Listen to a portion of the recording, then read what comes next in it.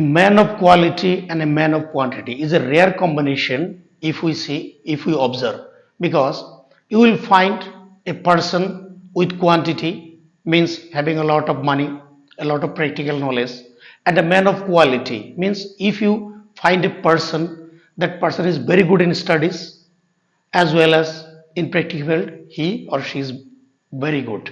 But it is hardly you will find in the society, and it is a very rare combination. So that is why I'm going to discuss about a man of quality and a man of quantity. Hello, namaskar, sat sri akal, vanakkam, salam. Today I'm just going to discuss about the week, the last week. It was the birthday of our Netaji Shubas Chandra Bose. So we have a lot of politician, lot of freedom fighter. But why I'm talking about the our most beloved and brave Netaji Subhash Chandra Bose, because he was a man of quality and a man of quantity. He was a man of combination, a rare combination. Because why I'm picking this topic of Netaji Subhash Chandra Bose, because he was a very good student. In his student life, he excelled. He proved himself.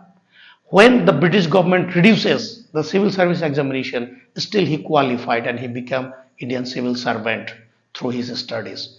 So actually we are very fortunate that in during the period of independence we had a bunch of highly educated people.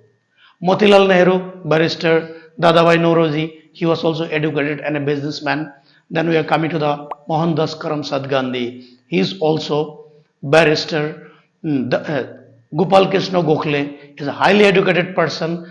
Then you come Dr. Rajendra Prasad, Dr. Bhimrao Ambedkar, uh, Jawaharlal Nehru, he was also barrister. Sardar Patel, he was also barrister. Maulana Azad, he was also highly educated people. A lot of other people who now outside of the bands, outside of the fence, that is got partition. From that side also, we had a lot of freedom struggler. But out of all this, Netaji Subhash Chandra Bose was unique because he proved from his childhood to his service level as a very good student.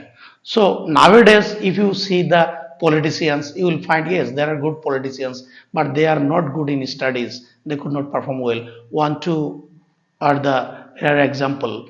But during the freedom struggle, when India was under British domination, British occupation, at that time, he studied and he proved himself as a good student, and later on he sacrificed his career, he sacrificed his job and plunged into the freedom struggle. And he was one of the prominent, he was the president of Congress also, means he could able to mobilize the people, he could able to show his caliber being a good student. So many times there is an example now, the backbenchers are the group who dominates the society, but he was the frontbencher as well as able to attract the people towards him by winning the election of the Congress party and become the president. Even fighting against that person who was nominated by our father of nation, Mahatma Gandhi. So even there is a lot of contribution. Even the song Jana Gana Mana Yadi was written by Rabindranath Tagore, and part it was adopted by him while making the Azad Hind Fauj. So a lot of stories are there. I'm not going to tell the entire biography, because everybody, our society, students, educated class knows about him. I'm just why picking up this topic, because he was a good student, and we are, as being a teacher, I should follow up, I should keep the example in front of you people, and that is why these lectures will be dedicated to our great freedom fighter, our most loved. Even we can consider him the most brave Indian at that time, and the RBF going to give him salute, the commander-in-chief of Azad Hind Force. Give me blood, I will give you freedom. The famous dialogue. So let's begin with this class, and today's class is dedicated to our great freedom fighter Netaji Subhash Chandra Bose. So in the last class we discussed about the price elasticity of demand. So in the price elasticity of demand, There also I have shown you the degrees of elasticity through this diagram. Here you see the elasticity of demand. Here it is unitary because whatever price falls accordingly quantity demand increases. Here as the price fall quantity demand increases more. So it is highly elastic, that is greater than 1. And here whatever price falls means price falls more but quantity demand increases. The degree of response is less. That is why ED stands for elasticity of demand is less than 1. It is called less elastic. And here the demand quantity demand or the demand curve is a horizontal line and price here remain constant, and whatever quantity you want you can demand but price will remain same. And if you drag this demand curve it will go to the infinity, and that is why elasticity of demand is infinity. It is called perfectly elastic demand. And here the demand curve is a vertical line indicating that if the price goes ups and downs there will be no change in quantity demand, and here the elasticity of demand is 0, and it is called perfectly inelastic demand. And if we want to give the examples of this demand curve, suppose this is the demand curve of a normal good, clothes, whatever price falls accordingly quantity will increase. And one more thing, and one interesting thing that you have to know, that here I have shown the price is falling and quantity is increasing. It may be vice versa. Price will go up, quantity will decrease. Price will go up, quantity will decrease more here. In this case, when price will go up, quantity decrease will be less. And if the price here the price constant, whatever quantity increase or decreases. And in the last case, if the price goes up, still the quantity demand will remain same. That is why it is called perfectly inelastic demand. And it is the example of, I said, that normal good, that is say clothes, and this is the elasticity of luxury goods, say laptop.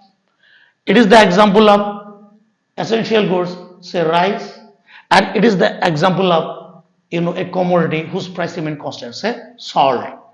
Whatever quantity we demand, but the price of salt will remain same.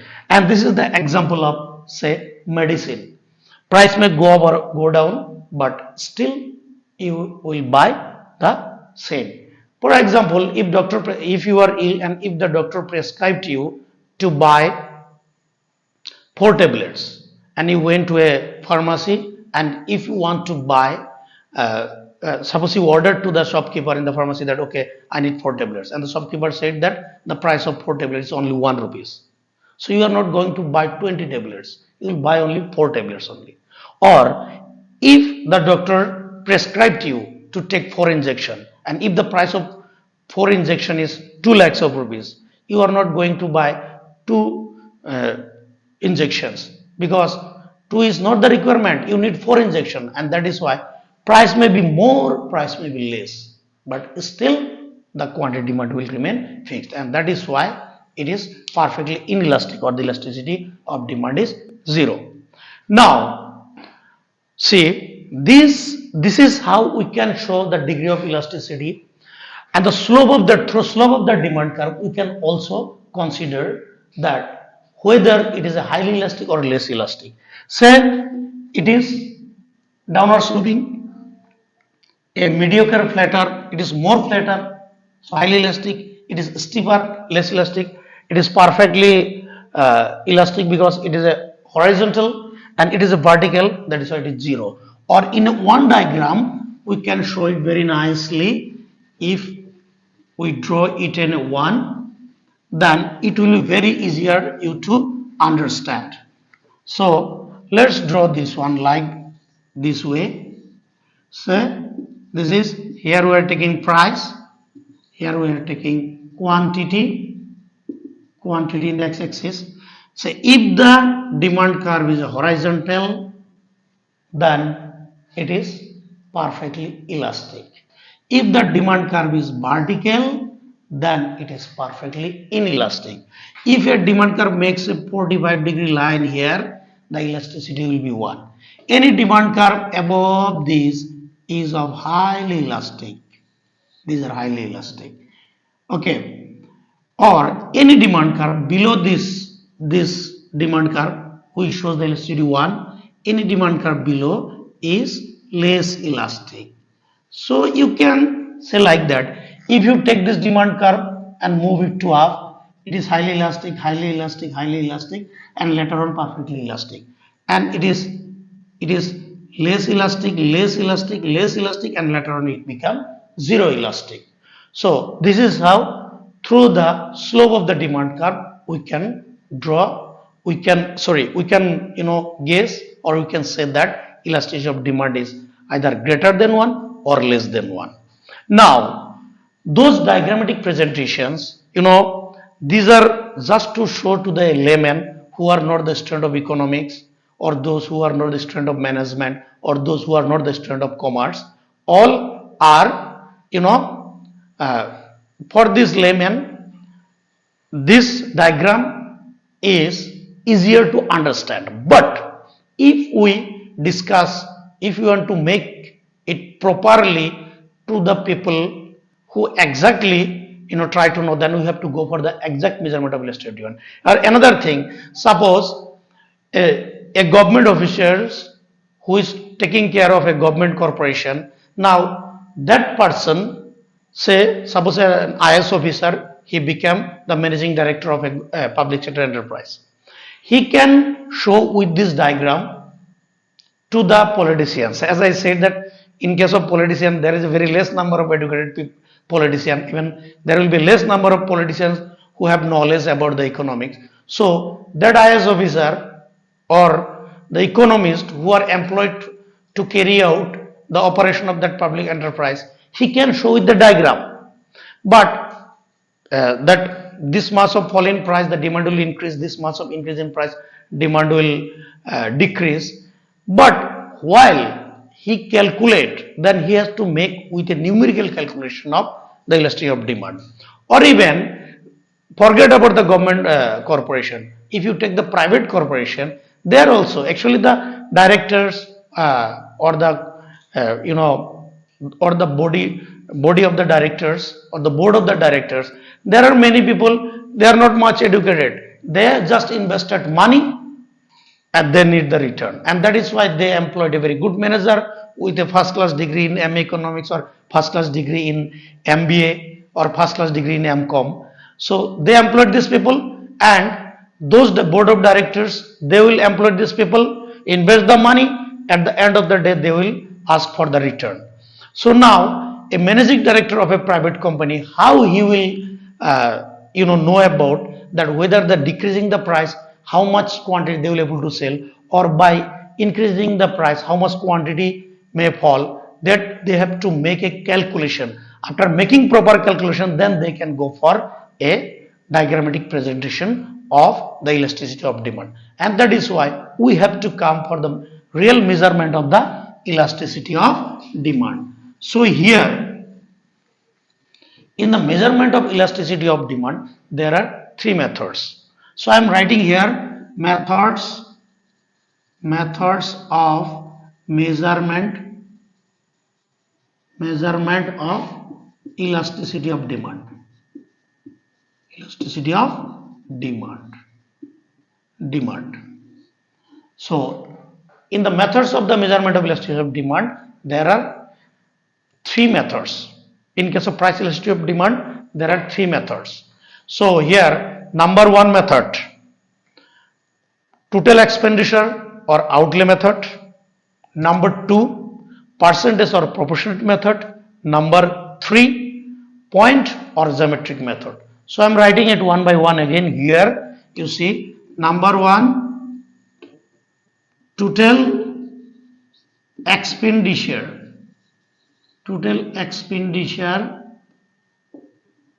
or outlay method. Number two, percentage or proportionate method. Number three, point or geometric method. So here, let's discuss the first one, total expenditure or outlay method. Actually, in this method, elasticity of demand is measured how, with the change in price, total expenditure on that commodity get get changes. So in this, there are three concepts under this method. Number A, when there is no change in total expenditure on the commodity with the increase or decrease in price of the commodity, then elasticity of demand for that commodity is 1. Number B, when number B, when with the increase in price of the commodity, total expenditure on that commodity increases, and with the decrease in price of the commodity, total expenditure on that commodity decreases, then elasticity is less than 1. Number C, when with the increase in price of the commodity, total expenditure on that commodity decreases, and with the decrease in price of that commodity, total expenditure on that commodity increases, then elasticity is greater than 1. So first what we get, equal to 1, then we get less than 1, then we get ED greater than 1.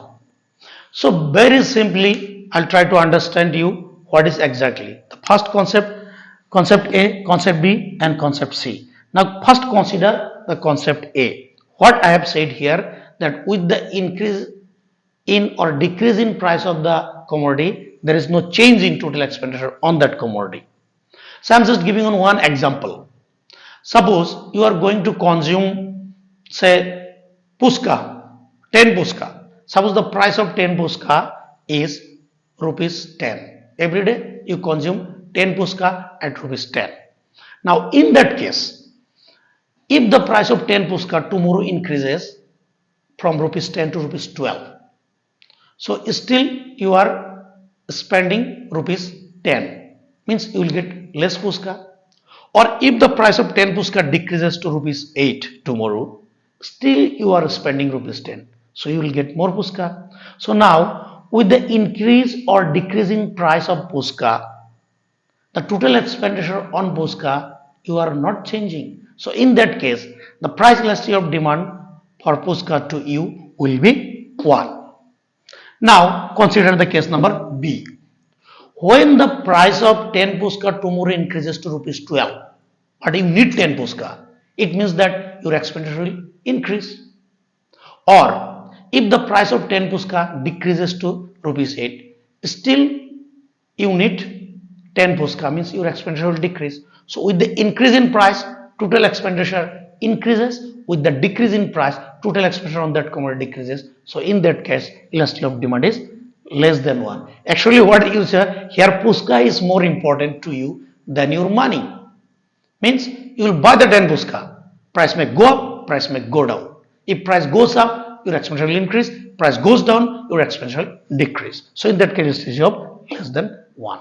Now consider the case number C, where I said the elasticity is greater than 1. What I said there, if the price of the commodity increases, total expenditure on the commodity decreases. Or if the price of the commodity decreases, total expenditure on that commodity increases. So now if the price of 10 puska tomorrow increases from 10 to 12, you will only buy, say, 5 puska, and rest money you will spend on buying chocolates or other. Or if the price of 10 puska decreases to rupees 8, you will buy more puska than 10 puska. 10 to as well you used to buy, but you will buy more than that by reducing the consumption of other commodity, because price of the puska has decreases. So in this case, the elasticity of demand for puska to you is greater than 1.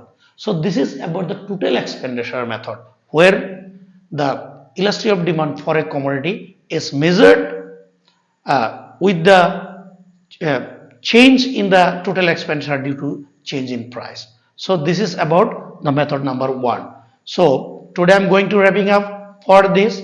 The second method I am going to discuss in my next class. So please be with us. Please subscribe it, share it, like it, and finally what I am saying is that if you like, share and subscribe, you need not to pay for it. So please promote us. I will come with a very exciting video. I will going to go for one by one as per the each and every topic. For that, thank you to everybody. Love you all.